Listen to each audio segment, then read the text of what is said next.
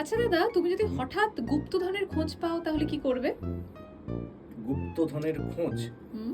উম দেখো, এমনিতে তো অনেক সময় ছোটবেলায় লিখেছিলাম যে লটারি পেলে কি করবে, গুপ্তধন পেলে কি করবে? তো ছোটবেলায় অনেক রকম ইচ্ছে হয় যে বিলিয়ে দেবো টাকা, হ্যাঁ। এই করব। তো এখন অনেক বেশি প্র্যাকটিক্যাল হয়ে গেছি।